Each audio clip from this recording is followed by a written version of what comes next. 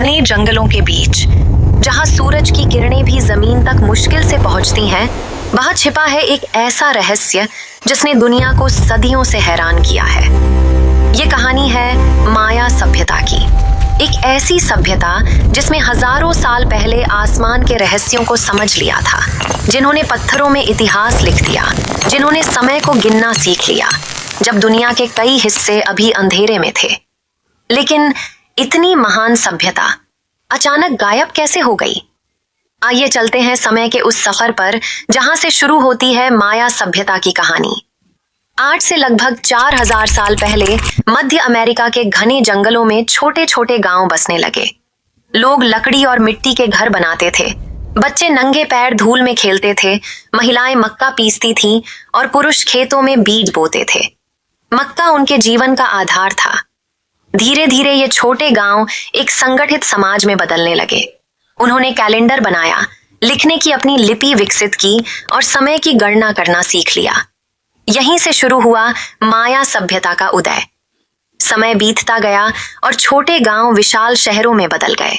ऊंचे पिरामिड बनाए गए, भव्य मंदिर खड़े किए गए और खुले मैदान जहां हजारों लोग इकट्ठा होते थे। जंगलों के बीच उभरता एक विशाल नगर टिकाल, और फिर आया चिचेन इत्जा, जहां खड़ा है अद्भुत पिरामिड एल कास्टिलो। ये सिर्फ पत्थरों का ढांचा नहीं था, ये खगोल विज्ञान का चमत्कार था।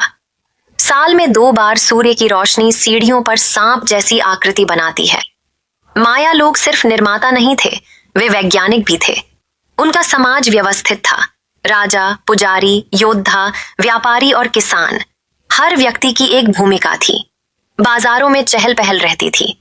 कोको के बीज मुद्रा की तरह उपयोग होते थे। नमक, कपड़ा, जेड पत्थर और ऑब्सीडियन का व्यापार होता था। व्यापारी नावों और पैदल रास्तों से दूर दूर तक यात्रा करते थे और माया सभ्यता आर्थिक रूप से मजबूत थी। जब रात होती तो माया खगोलविद आसमान को निहारते। उन्होंने ग्रहों की चाल का अध्ययन किया और ऐसा कैलेंडर बनाया जो बेहद सटीक था। उनका लॉन्ग काउंट कैलेंडर हजारों साल आगे तक की गणना कर सकता था। उनके लिए समय एक चक्र था। वे मानते थे कि हर अंत एक नई शुरुआत है। माया लोग प्रकृति को देवता मानते थे। सूर्य देव, वर्षा देव, धरती और आकाश की शक्तियां। मंदिरों में अनुष्ठान होते थे और पुजारी भविष्यवाणी करते थे। धर्म उनके जीवन का केंद्र था।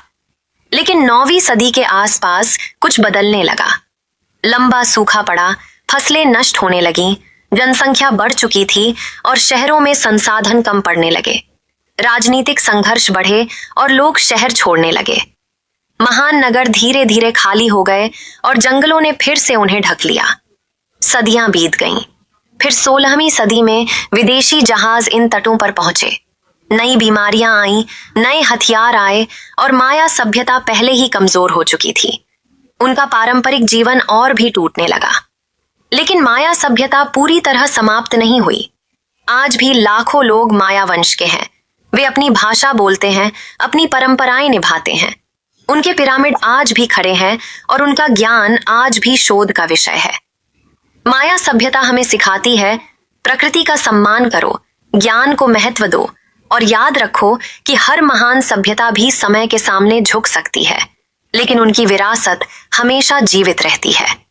यही थी कहानी जंगलों में खोए हुए महान साम्राज्य की।